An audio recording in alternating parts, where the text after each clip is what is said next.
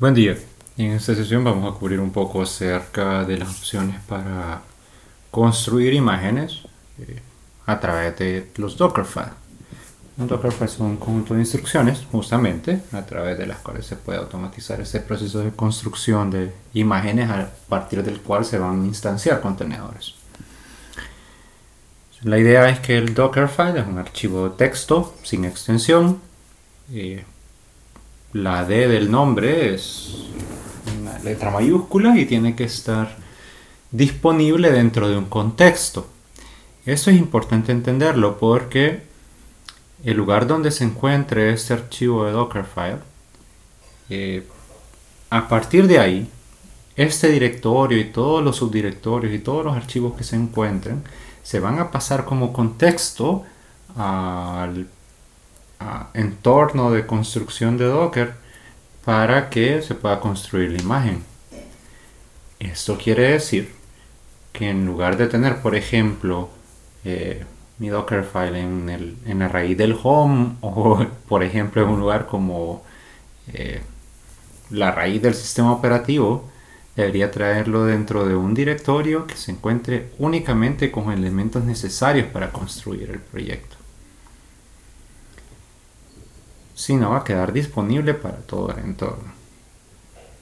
Una de las cosas, como ya se ha dicho, iniciales, la primera línea debería ser la instrucción de from. Estoy verificando la documentación oficial de Docker con respecto a los Dockerfile para tener una guía sobre la que ir trabajando. From establece la imagen y la etiqueta, digamos, a partir de la cual se va a trabajar. Quiere decir que va a decir a partir de qué layer se va a empezar a construir nuestra imagen. ¿Cuál va a ser la base de nuestra imagen?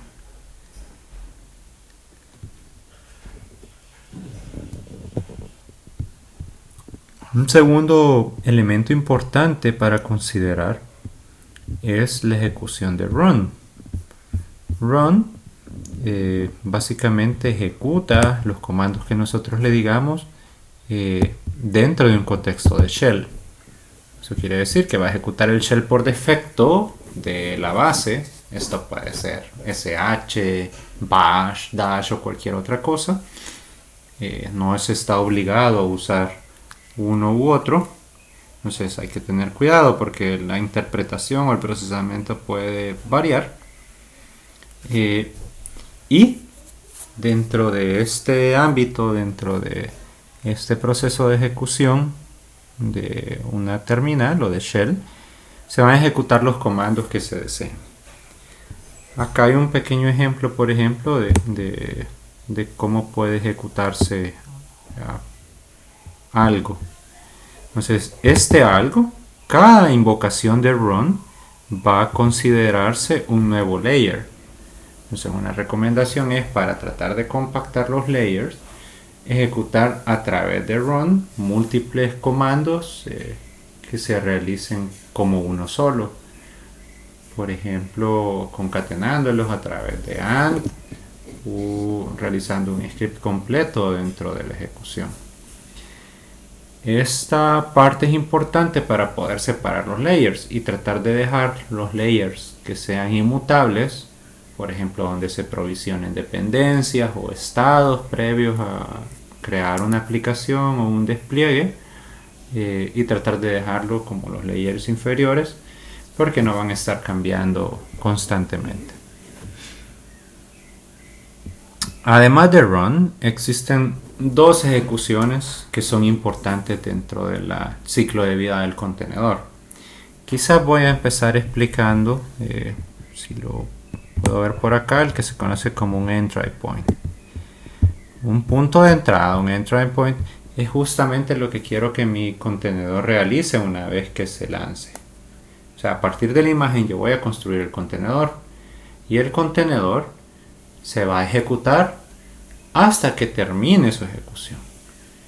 Los contenedores solo pueden realizar una tarea, no puede realizar múltiples procesos, entonces su ejecución se ve amarrada a la ejecución de un proceso único. Entonces, por ejemplo, cosas como lanzar un servicio si a mí se me ocurriera utilizar etc init.d, algún script, o lanzar, por ejemplo, con systemctl start algún servicio, y ese es mi punto de entrada, la ejecución de este comando va a terminar y me va a decir si lo lancé o si inició, e inmediatamente va a retornar, aunque mi deseo haya sido lanzar en background algún proceso. Entonces tengo que verificar que lo que yo vaya a lanzar se mantenga en foreground, porque si yo ejecuto algo y esto retorna, entonces va a haber terminado la ejecución de mi contenedor. Este punto de entrada es único, no puedo tener múltiples puntos de entrada. Puedo modificar el punto de entrada, de hecho, inclusive en la línea de comandos diciendo cómo quiero que mi contenedor se ejecute. Este es el punto de entrada, digamos, básico o estándar. A mi punto de entrada lo puedo complementar con un comando que se llama cmd.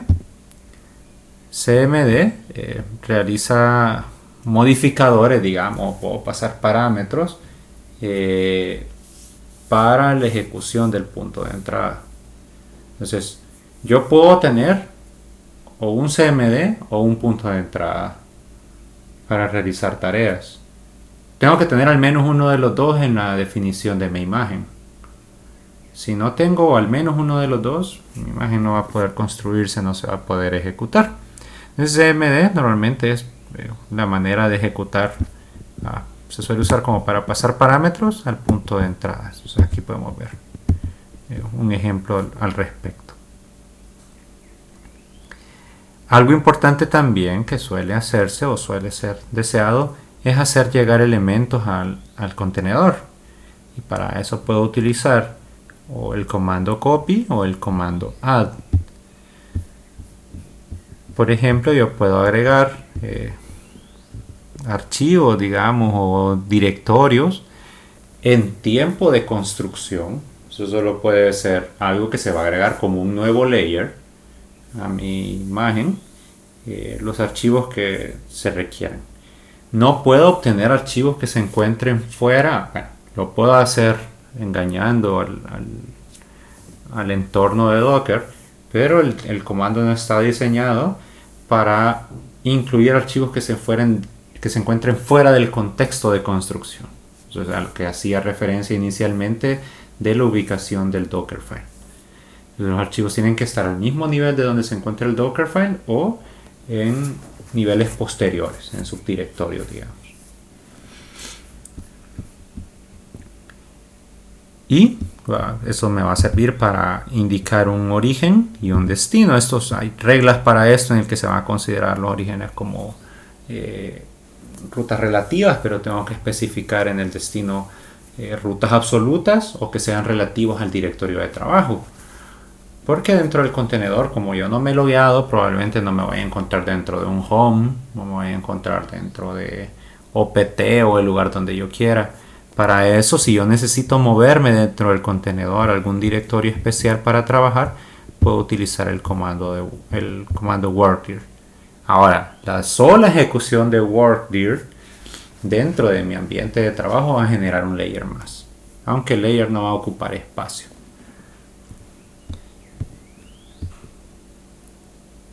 La otra manera de poder hacer llegar archivos es utilizar copy. Copy y add pueden pensarse de manera alternativa, tienen, si se fijan, opciones similares, pero tienen sutilezas en las diferencias de las cosas. Por ejemplo, la manera en que se van a escapar los caracteres. Dicho esto, hay cosas que es importante que se agreguen a los contenedores, pero eso obliga a que si yo construyo una imagen dentro de un entorno, tengo que contar con los mismos archivos en el mismo lugar para poder construirlo. Por ejemplo, voy a construir una imagen que se encargue de, no sé, desplegar una aplicación, pues tengo que tener la aplicación disponible para poder compilarlo. Entonces muchas veces es preferido, en lugar de copiar los archivos, hacer que los contenedores obtengan los archivos por sí mismos. Y esto pasa por en las líneas de ejecución, por ejemplo con run, ejecutar descargas desde algún control de versiones o clonar directorios de un control de versiones, descargarlo desde un sitio web, etc. Y que sea la misma imagen la que va a autoproveerse de los recursos que necesita. Esto pasa por realizar el proceso de instalación de dependencias, de provisionamiento, etc. Lo cual suele ser deseable porque simplifica el proceso de construcción de la imagen. El coste probablemente sea un layer más, pero este layer, si se es suficientemente previsor, digamos, puede diseñarse de manera tal de dejar toda la parte de las dependencias en la parte inferior y luego solo el provisionamiento final en los layers que van a cambiar. Esto lleva entonces también a la desventaja de este enfoque de que necesito el recurso de red para poder obtener las dependencias. Y si en algún momento, por ejemplo, no tengo acceso al control de versiones o no tengo acceso al repositorio o algún otro elemento, pues no voy a poder construir la imagen. Finalmente, dentro de el proceso de construcción hay dos elementos que voy a mencionar. Uno es las variables de entorno, que es una de las maneras, junto con los argumentos, de hacer llegar digamos variables dentro del proceso de construcción de la imagen. Estas variables de entorno hay que tener cuidado, porque esas variables de entorno no van a existir o no se van a reflejar dentro de la vida del contenedor. Esas variables de entorno solo existen dentro de el proceso de construcción de la imagen y pueden copiarse o pueden pasarse desde las variables de entorno del sistema donde se está construyendo la imagen. Entonces acá hay un ejemplo, por ejemplo, lo podemos visualizar de cómo se pueden ejecutar las cosas. Entonces, este es un ejemplo para Debian, en el que se le hace saber al gestor de paquetes que se encuentra en modo no interactivo. O sea, no va a poder cuestionar acerca de pasos, si está seguro que quiere instalar algo, etc. Eso ya viene configurado en la imagen base de Debian, por ejemplo. La otra manera de pasar parámetros es capturarlos a través de argumentos. Entonces, cuando se va a ejecutar algo, este algo debe recibir argumentos, y estos argumentos se pueden utilizar en el proceso de construcción y van a estar disponibles como variables en el proceso de construcción. No van a estar disponibles en la ejecución del contenedor. Finalmente, una herramienta sumamente importante, que hay muchas acá, los pueden leer ustedes en la documentación oficial, es utilizar el comando expose. Expose lo que hace es justamente eso, exponer un puerto que va a estar en ejecución. El hecho de exponer un puerto no quiere decir que el puerto esté funcionando. Supongan que utilizamos expose del puerto 80 de TCP porque queremos lanzar una aplicación, por ejemplo un servidor web Apache, pero dentro del entry point nunca lanzamos el servidor web. Aunque yo exponga el puerto y el contenedor diga, yo tengo un puerto aquí que se puede utilizar, no quiere decir de que va a haber algo que va a estar escuchando. Expose solo es anunciar que va a haber un puerto ahí adentro, pero no cumple con la promesa de que el puerto está funcionando adentro. Entonces, también a la inversa, yo puedo lanzar el proceso de Apache dentro del contenedor, por ejemplo, pero si no lo expongo, el puerto va a estar ahí escondido dentro. Entonces esto es importante porque puedo tener dentro del contenedor la cantidad de puertos que yo necesite, pero solo exponer los que yo requiera.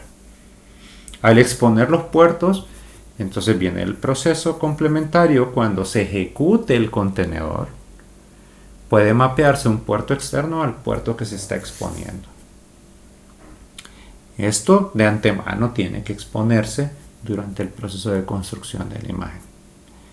Existen muchos más elementos, puede leerse sobre ellos en la documentación oficial, y quizás una de las maneras más interesantes para poder experimentar y aprender sobre las diferencias de algunos comandos que al principio tal vez no logren apreciarse es tratar de construir alguna imagen que haga algo que yo requiera. Eso es todo de momento. Muchas gracias.